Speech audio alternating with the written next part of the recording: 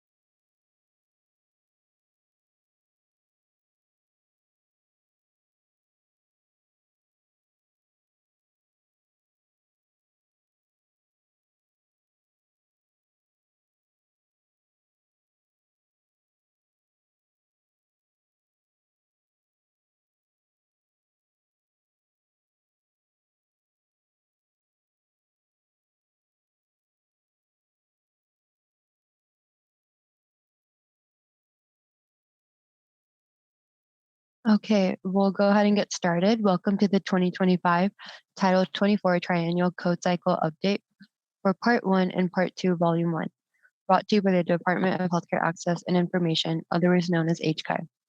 You may download the presentation for today's webinar in the Go To panel under the Materials section. We will be answering questions at the end of the presentation and during intervals throughout the presentation. If you have questions, please type them in the question panel. We will not be answering questions from raised hands during today's presentation, so please type all your questions in the question panel. If you experience transmission difficulties during the presentation, please log out and rejoin the webinar using the login information that was sent to you by GoTo. Next slide, please. Today's presenters are Mia Marvelli, the supervisor of the Building Standards Unit in HCI Oshkosh, and Samantha Miller, the senior architect of the HCI Oshkosh Building Standards Unit. Next slide. AIA California will be submitting AIA members who attended this webinar for 1.5 learning unit credits. You do not need to self-certify. Just a reminder, you must be individually logged on to receive credit. Once again, thank you for joining us today, and I'll hand the presentation over to Mia. Thank you, Simran. Appreciate that.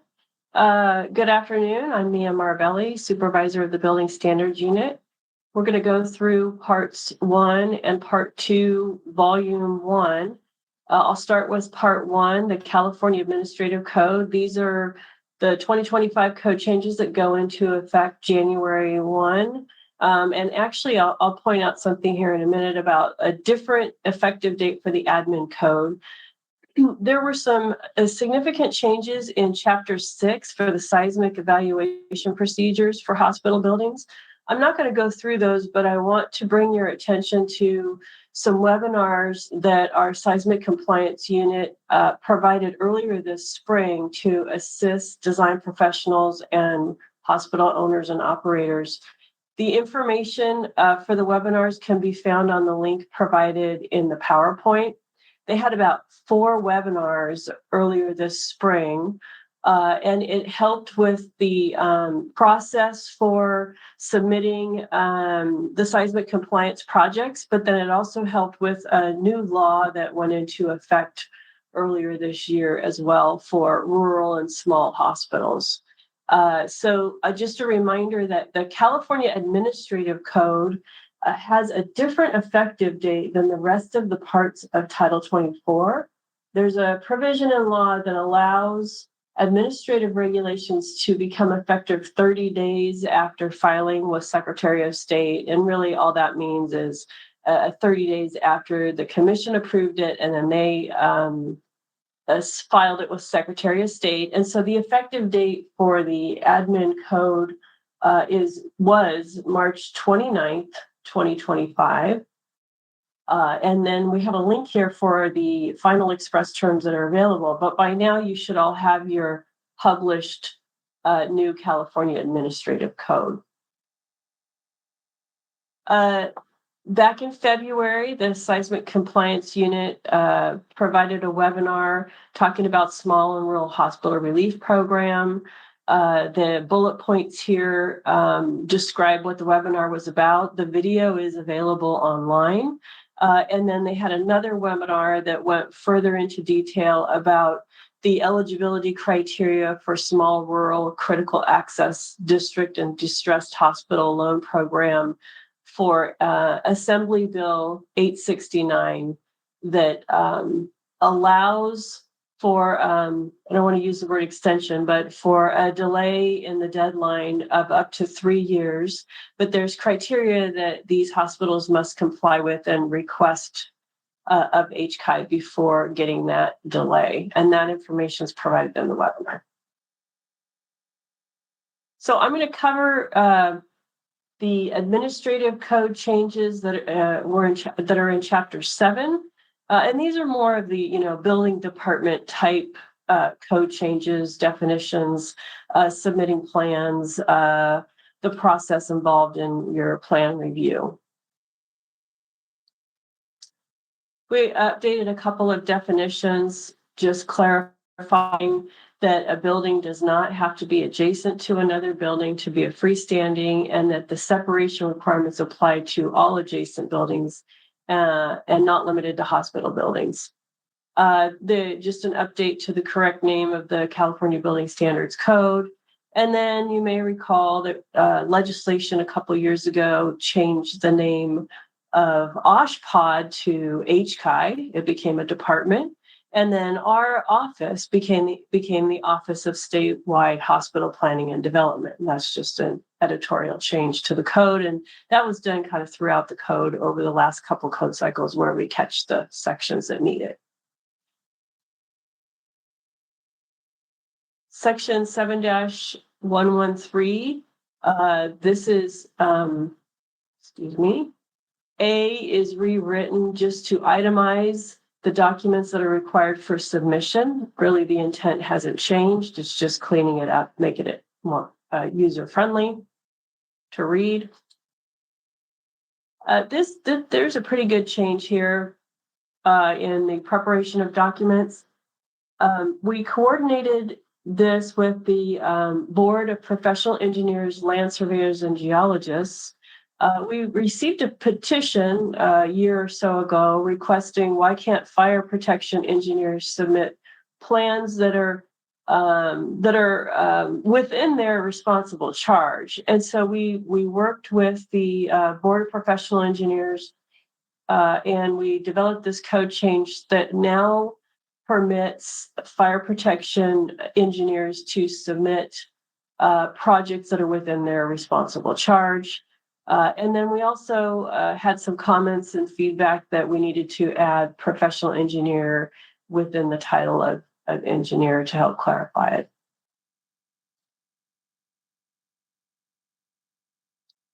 This is little b in the same section, kind of similar changes here. A civil engineer or an architect shall be permitted to prepare construction documents, reports for anchorage and bracing. We wanted to clarify that for certain components, and then adding that a fire protection engineer is permitted to prepare documents, reports for fire protection systems. Clarifying here that rather than using the word individuals, we're specifying firms, inspector of record, or contractor. One reason for this change is an architect or an engineer who works for a large firm or firm and prepared the set of construction drawings or documents for a project. They may be replaced if they leave the firm or go elsewhere. However, the firm is the responsible party if the architect or engineering firm is replaced, that would trigger the requirements of 7-152.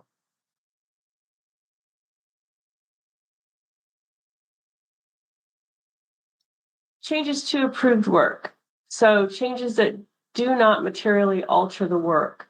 We repealed items 1 and 2 out of the 8 items that were in this section. So those are renumbered to 1 through 6. And the reason for this is items 1 and 2 were not really non-material changes at all. They didn't apply. Item 1 is a basic clarification, and item 2 is a construction means and methods, and HCI doesn't have authority for either one of those. We did revise a CAN to help explain this because there was some confusion. And it may be that we look at these regs a little bit more in the next code cycle. And I'm going to shift over to the next slide. I believe I'm going to turn this over to Samantha Miller, who is our senior architect, and she's going to provide just some information on the changes that are in CAN 7-153B. So I'll turn it over to Samantha. Thank you, Mia. This CAN defines non-material and material altering changes. It describes the process for obtaining NMA concurrence in the field and includes change forms, logs, and an illustrated workflow for the overall NMA process. This CAN has gotten a lot of attention since April, as we've adjusted it to best meet the intent of the administrative code changes. As Mia said, the code changes reflected the reality that OSHPD does not have authority over basic RFIs and construction means and methods. This year's updates clarifies the use and modification of existing approved details via NMAs, and that the signatures required for NMAs can be provided by the architect in responsible charge of the change itself. Language was also updated to clarify that the examples in the document were just that, examples, and are not intended to be clerical categories. And I'm going to turn this back over to you, Mia.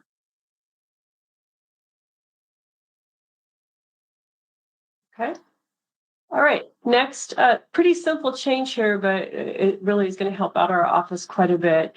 We would often receive verified compliance reports and tests and inspection reports, but what we're indicating here is that it's necessary to file the final verified compliance reports and final test and inspection reports to the office.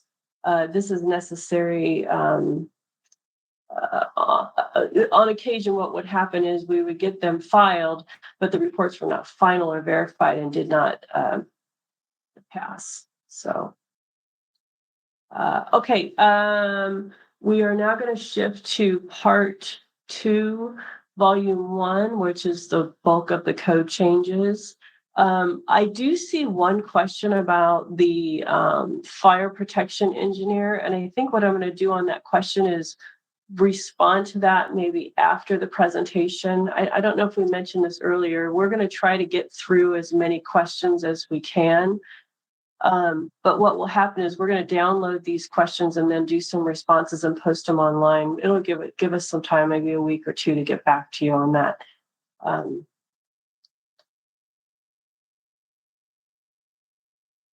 So in chapter 1 of the building code, and this is division 1, which has all of the state agency amendments that talk about their authority and application and enforcement. 1.10 is OSHPD's application and enforcing agency information for OSHPDs 1 through 6 now. New OSHPD 6 was added in the 2022 intervening code cycle.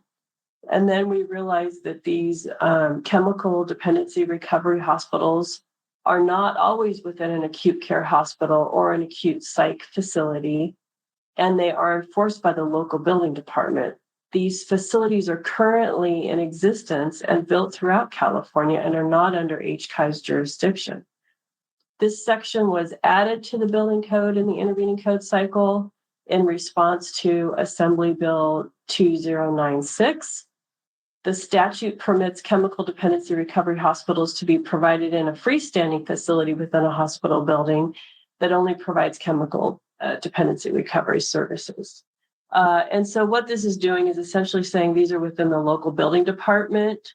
jurisdiction. Now, if there was a chemical dependency recovery service provided in an OSHPOD 1 or an OSHPOD 2, then it would be within our authority.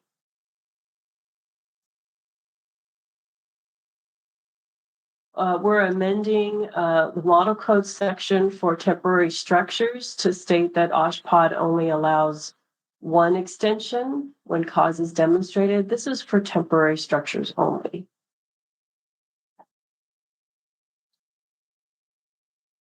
And I'll hand this over to Samantha to talk about the CAN.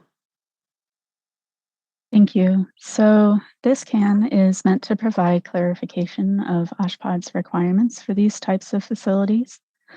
The June update was a significant revision to this CAN. One of these revisions was reflected in the previous slide, that only one extension shall be granted by OSHPOD, and that this request must be made and granted before the final approval expires.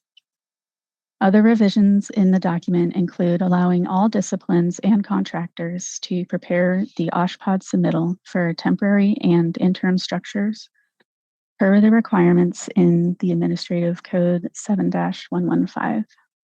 The CAN also describes the specific circumstances in which temporary equipment can become interim equipment.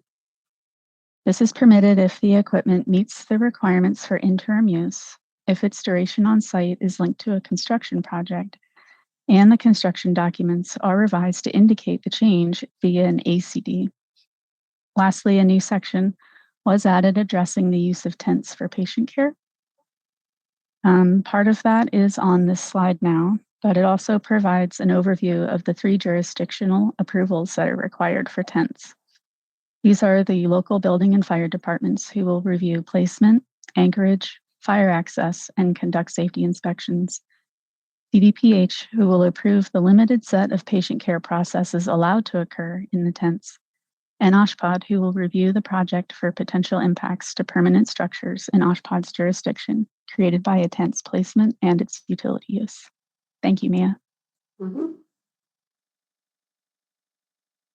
So this was not an OSHPOD change, but I want to bring it to your attention. This is a change that was authored by the Office of the State Fire Marshal, but we do work closely with them in making suggestions to some of the code changes. This is in Care Suites 407-443. And essentially what we've done here is adopted model code, or what the State Fire Marshal's done is adopted model code, which is why you see it in the upright language. And the model code included the allowance for using horizontal exits. And so we wanted to make that clear that that is allowed. One thing I forgot to mention when I started showing these slides with the code changes is the blue underlined text represents the change, and the gray stricken language represents what was being removed from the code. And when you see things in upright text, that's model code. And when you see things in italics, that's California code language. So I forgot to mention that earlier. All right, so we made a modification to the definition of invasive procedure. This is to assist design professionals to help them determine the classification of the imaging room or the procedure room necessary for procedures with varying risks. The defined term and the table, which is, it aligns with table 1224.11.4A, which is the exam treatment room classification table.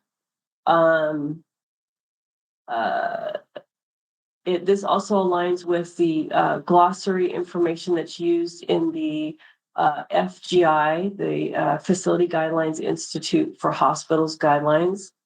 And then HGI and, not HGI, HCI and the California Department of Public Health continue to receive questions about the types of invasive procedures that are permitted in the various room types that are listed in the table. This amendment adds clarification that is provided in FGI in the explanatory note and assigns a risk percentage rather than stating a recognized risk. So meaning that it says number 4 says a recognized risk was vague, and we're trying to better clarify that with saying a risk greater than 5% probability. These amendments were coordinated with Department of Public Health, and of course they're responsible for licensing the facilities. We know this provides, this has some complexities to it. This is going to be ongoing. We've created a guide. It's called A10. I'll go to the next slide, and it provides some more guidance on imaging room classification. This new A10 guide for imaging room classifications proposes the use of critical risk assessments, or CRAs, to assess and assign imaging room classifications. Even though there is no current code statute requiring a CRA, the guide strongly recommends its use to coordinate goals for the project and avoid late-stage licensing delays. These CRAs would be part of the patient safety risk assessment portion of the functional program that is already required to be submitted to OSHPD and to CDPH. The intent of the CRA is to engage the healthcare providers themselves as a critical part of a CRA team that would identify procedures and classes for each imaging room. To assist this process, the guide includes more detailed discussions of requirements for each class of imaging room. The guide further recommends pairing the CRA with one of 3 checklists that are provided as appendices. Each checklist corresponds to one of the imaging room classes, and each includes requirements from across the building code, including mechanical, electrical, and plumbing provisions. Each checklist also contains common imaging modalities used within that class. Thank you, Mia. Mm-hmm. Okay, so we also amended table 1224.4.6.1. This is the station outlets for oxygen, vacuum, suction, and medical air systems. We also added footnote 9, 10, and 11. So the items 42 and 43, the sterile processing department cleans and sanitizes instruments and tools by using the healthcare facility for medical procedures. An instrument air source provides a clean air source so that the sterilized equipment does not become contaminated during drying operation. HCI currently adopts NFPA 99 for healthcare facilities, which provides minimum requirements for the instrument air sources. NFPA 99 does not provide requirements for where instrument air outlets are required. The table includes the required medical gas outlet and inlet locations and is based on the FGI medical gas table, which is 2.1-3. The 2018 edition of the FGI guidelines for the construction of hospitals introduced the instrument air column to the medical gas table, which is why we've added it on the far right over there. And then the new footnotes obviously reflect the information needed to clarify for the central sterile soiled work area, clean work area, and then the processing.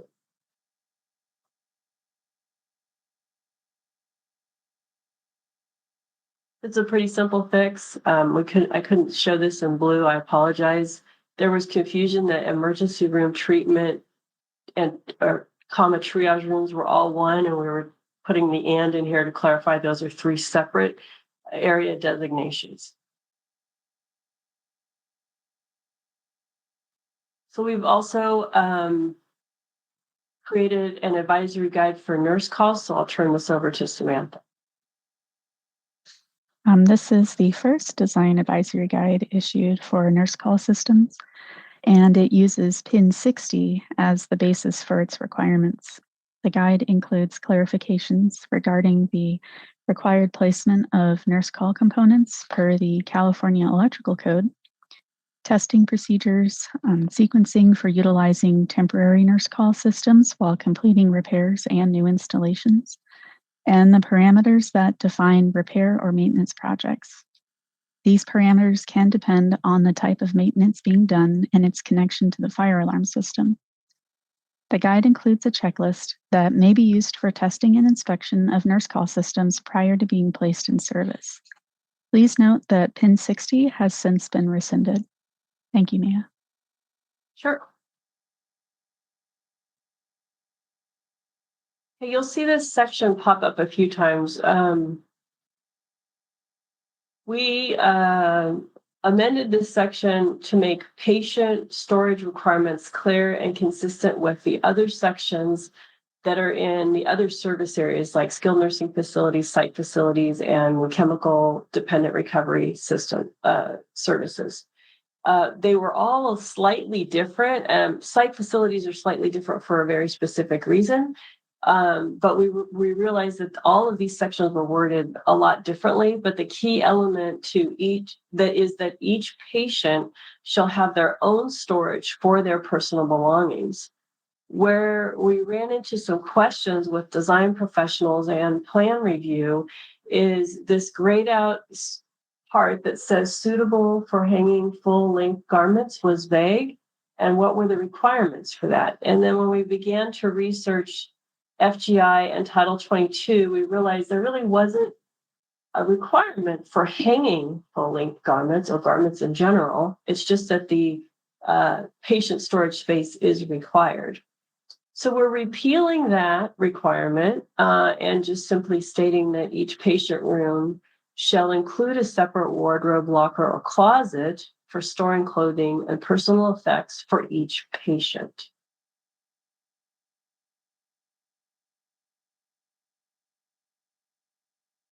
Okay, so in the anesthesia recovery service space, we're making this section consistent with another section in PACU. This language was added during a previous code adoption cycle, and we realized that we missed this section to state that a minimum width of 6 feet of access circulation is required outside the curtain area.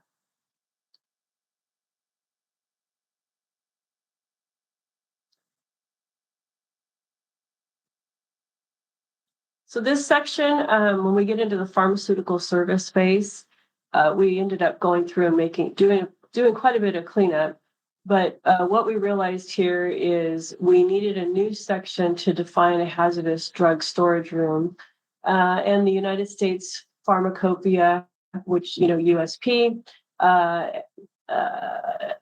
requires hazardous drugs to be stored in the hazardous buffer room, hazardous segregated compounding area, or a dedicated storage room that is under negative pressure and externally ventilated with 12 air changes.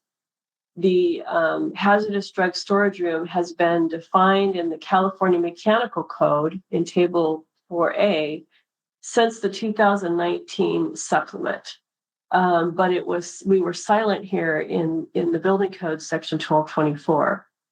The proposed or the amendment that you see here aligns with USP, and the storage arrangement is currently required under Title 16 of the Professional and Vocational Regulations and the Board of Pharmacy and Sterile Compounding Regulations.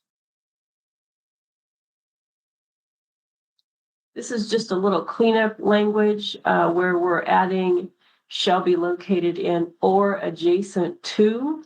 This is for the hand washing stations in both the sterile compounding area and the segregated compounding areas. What we did was when we looked at the USP 797, that allows the sink to be located either inside or outside the anteroom. And the term adjacent is an OSHPA defined term in section 1224.3, and that means located next to, but not necessarily connected to the identified area or room. A little bit more cleanup when we were reviewing. When you look at the pharmaceutical service space on paper, I felt like there was some wayfinding that needed to be done in the various sections. So we were really clear about being consistent with defined terms such as the hazardous drug area and using this HD putting hazardous in front of buffer room. And then the amendment for pass-throughs is we're removing the prohibition of a pass-through between the hazardous drug buffer room and any unclassified area. And we're adding a restriction for the refrigerator pass-through. And then, of course, adding the word hazardous in front of segregated compounding area. Okay, I'll turn this over to Samantha to talk a little bit about the updates to the design guide. The Sterile Pharmacy Compounding Guide compiles the varied and detailed requirements for compounding pharmacies that exist across several titles of the California Code of Regulations. Regulatory citations from other codes and titles are included in the guide user's reference, but the verbatim excerpts from regulations other than Title 24 have been removed.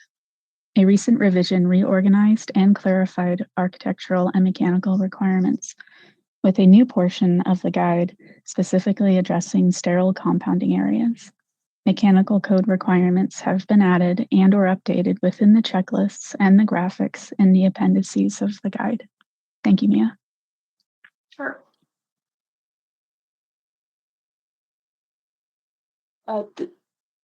Oftentimes the code modifications that we propose have to do with something that will happen in the field after a project is designed, it's been approved, and it's out there being constructed, and then it's inspected by either CDPH, or in this case, it was CDPH for the dietary folks. And so what we learned is that the state law Division 104, also known as the California Retail Food Code, requires that these pot washing facilities must have 3 compartment sinks rather than just multi. So that's the reason for this code change, is we don't want someone to install, let's say, a 2 or less compartment sink and then it not pass inspection.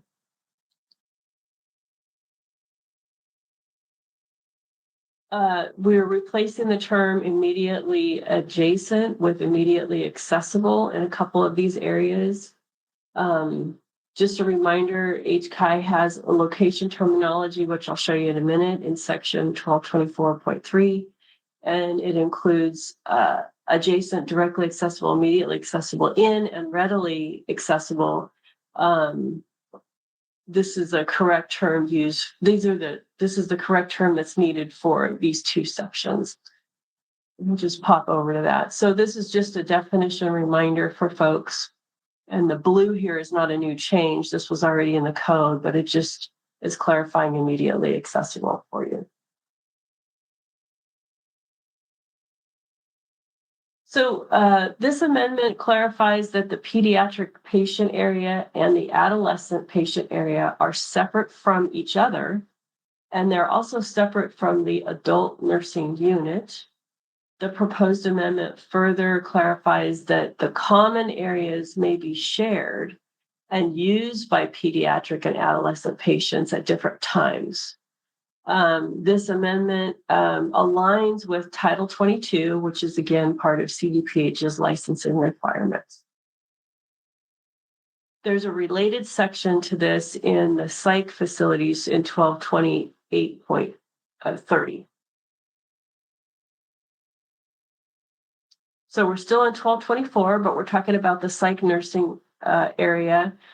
This is another one where we were looking at some other sections in the psych nursing unit, and as we were reading the general provisions, I felt like the focus really needed to be on the psych nursing area that provides acute medical care, making sure we're staying within 1224, versus a non-medical psych nursing unit that we point over to 1228. So that's just cleanup language here. It's not really a new regulation, but it's just sort of better clarifying. And you'll see when we have a few more slides later, we do make similar changes in 1228 in the general provisions. Another change that we found necessary in the psychiatric nursing unit is the activity space. Currently in 1228, we have information about activity spaces, but in 1224, it was pretty general. And so we're adding the activity space shall be provided in compliance with 1228, except as modified below. And so there's some information about indoor activity rooms that are necessary, and then outdoor activity spaces. And those need to be dedicated for use by psychiatric nursing units.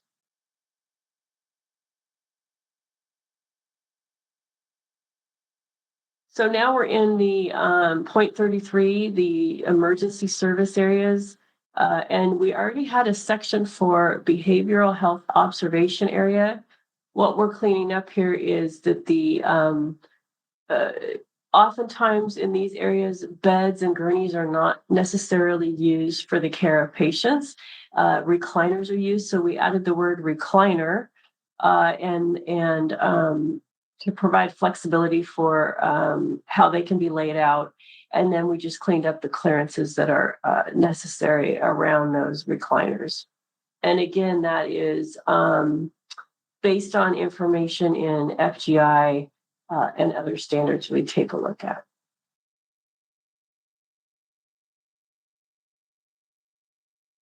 So there's some changes to the fast track area in emergency services.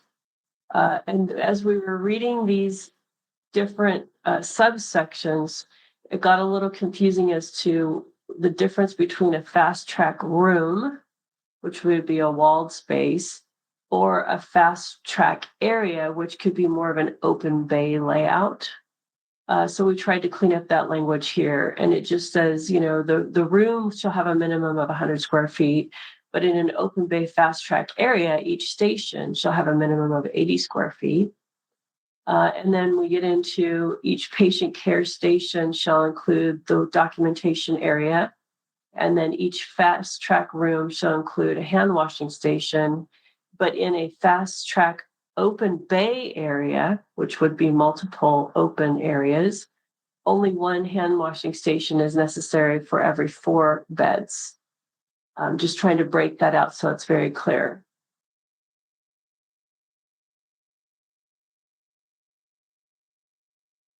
So rehab area,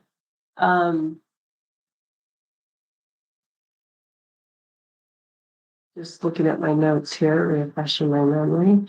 Okay, this clarifies that the physical therapy service, occupational service, and speech pathology service are required services for rehab centers. And the space for these services shall meet the requirements indicated in the specific code sections. This was also something that we needed to align with in Title 22. So what we learned is if you have inpatient rehabilitation therapy, you also need to provide the outpatient rehabilitation services. And at minimum, an exam and treatment room shall be adjacent or directly accessible to an office. And then for outpatient rehab, you need a patient waiting room with access to a phone or drinking fountain.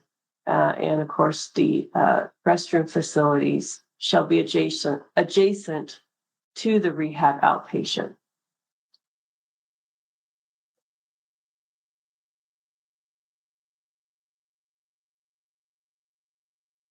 And then what we added here is chemical dependency recovery. And they use the word hospital because that's what's used in the law, but it's a service. It can be part of general acute care hospital. And so this is a supplemental service. So we're adding this information in the supplemental area of 1224. Okay. Shifting over to skilled nursing facilities, we're close to the end of the presentation. There's not a lot more on 1225, 26, and 28. So I'm going to pause. While Samantha's been talking, I have been looking at some of the questions, and some of them are getting really technical and they may be very difficult for me to answer today. So I'm thinking, really great questions, by the way. I'm thinking we may want to go offline with some of these. So that we can spend time and maybe ask a couple of our other team members answers to some of these questions. So I apologize. There's some of these questions I'm just not going to be able to answer today. We may have mentioned this, but we're going to download the table and then we'll answer them. And then, of course, if there are specific project-related questions, we'll probably defer you to the regional manager for those specific questions. And then you can always email us at our regs unit email, which will show at the end of the slideshow as well. So I'm going to keep rolling here real quick with, so skilled nursing facility, patient storage. This slide's been up for a minute or so. Again, this is consistent with with what we put in 1224. Same reason, just getting rid of the hanging, well, this doesn't have the hanging closet, but separate wardrobe, locker, or closet for each patient.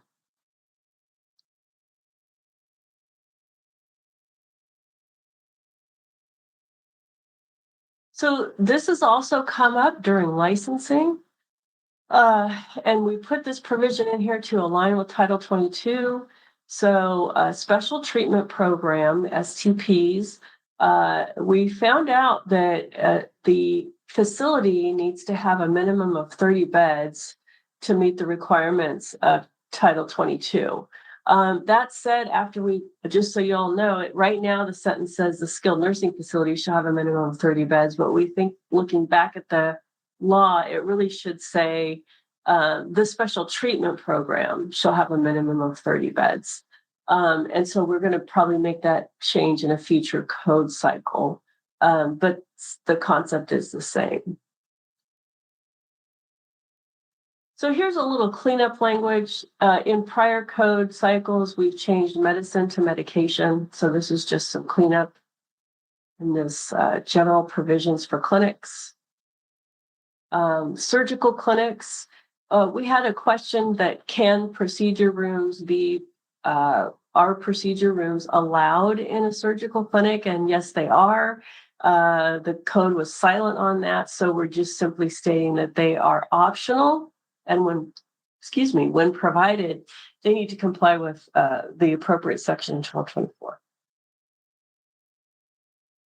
So here we are in 1228, acute psychiatric hospital. Again, I talked about this earlier in 1224 under psych for acute, for a general hospital, acute psych hospital. And what we did is focus on an acute psychiatric hospital shall meet the requirements of 1228 for a non-medical unit. Based on the functional program. And then we get into, of course, the specific applications shall respond to the patient injury, so on and so forth. Just cleaning up the language. So also in 1228, we have similar amendments to the patient storage. However, it's clear in patient storage that these types of shelves or folded garments shall be used instead of arrangements for hanging garments, and this is for anti-ligature. And then the pediatric and adolescent psych service space, again, we want to make sure we're clear that they are separated from each other and shall be separate from adult psychiatric service spaces. Again, this is in alignment with Title 22. But common areas, including activity areas, dining room, outdoor areas, and spaces for educational programs, they can be shared, but they need to be used at different times.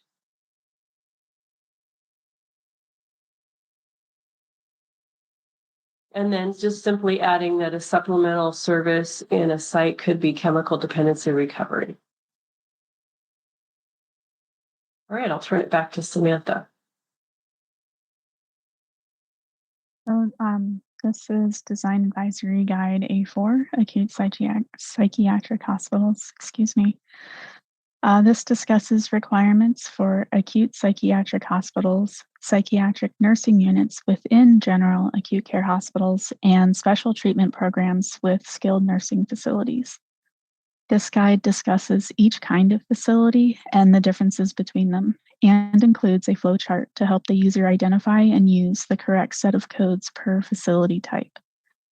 It contains an example of the required functional program and the specific features required for psychiatric facilities. It also includes checklists for each type of facility. Earlier this year, a revision was issued that updated electrical language, especially regarding critical branch and alternative source of power requirements. Thank you, Mia. Mhm.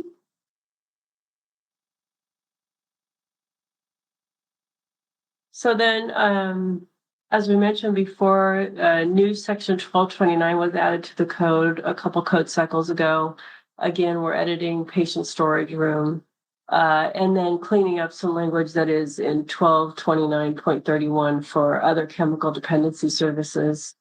Just rewording that slightly. There was a sentence that wasn't quite a complete sentence. Okay, so that concludes the presentation. I was trying to go through and look at some of these questions. Just bear with me real quick. There's one that says, is a non-medical psych nursing unit designated OSHPD 5? That's correct. That's correct. And since it is non-medical, can it be housed in a 1R? That is correct as well. Yes. We really, if under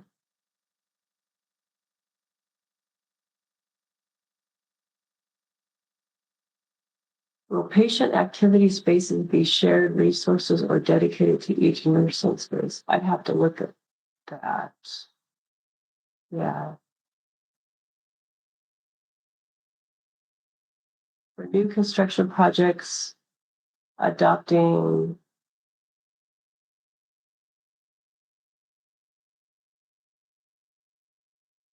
I don't think there's for new construction project is HCI adopting. No, we don't adopt ICC's ANSI 117 for accessibility. We still defer to what is in Chapter 11B, which is amended by the Division of the State Architect. So there would not be a 67-inch turning radius.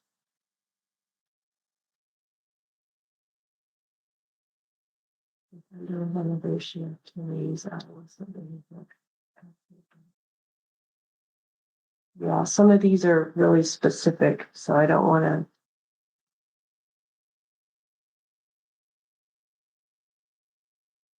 Let's see here.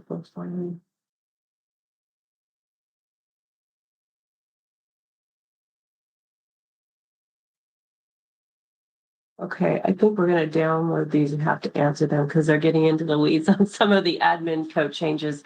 And I would want our electronic, our person that's more familiar with the electronic process to help answer some of these. I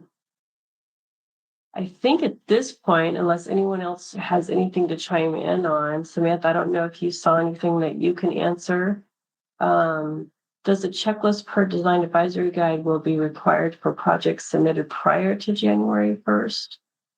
I don't know that the checklist is a requirement. I think that's just part of the guide. So, Mia, I do see Yes. a question about the A10 guide. Sure, go ahead. Joseph Warner, is a template or guide available for the CRA? The A10 guide references the 2026 FGI, which is not even available yet.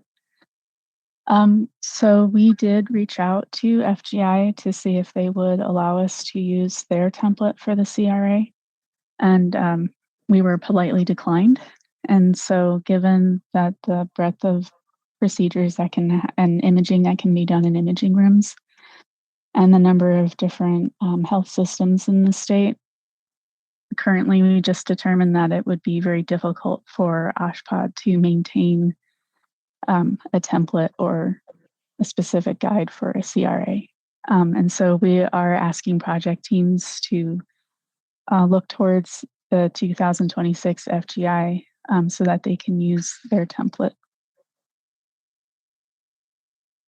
Okay, thank you. And I saw one more come in. Does the temporary installation apply to equipment? I can kind of answer that. I think actually the can that Samantha spoke to is pretty clear on that. So if it's temporary because of construction, yes, it is temporary. It does apply. So what's happened in the past is someone will bring in temporary equipment for, let's say, just an emergency or during construction. Once that construction project is complete, that temporary equipment is supposed to be removed and rely on whatever the new construction would rely on. So, there again, an extension can be granted, but it would depend on the circumstances of the project. Drafting a code section specific to CSU for behavioral health. Do you know when it is coming out? We also heard it will require 3 feet on either side of the recliner.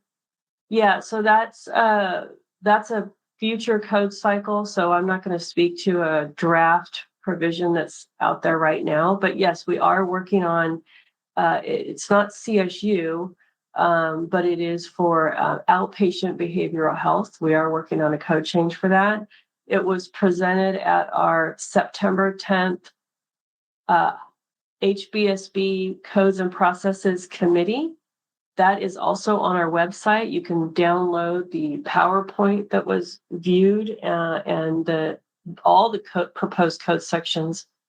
Just on that note, that is draft right now. It's going through our executive office for review, and it'll be submitted to the Building Standards Commission December 1st, and then it goes through the formal public process. So there's still ability to chime in on those proposed code changes. May I jump in with another one? Absolutely. Jay Kurian, I believe that if I don't answer both of your questions, we'll go back through and review and make sure that that everything gets answered. But your second goes and it points out that there's kind of a mismatch in the language for the categories or examples of NMAs. And that's something that we just caught ourselves within the last week where it is a little bit conflicting language. And so there will be an upcoming revision to this CAN to clarify that these are just examples and you don't have to identify a particular section per NMA submittal.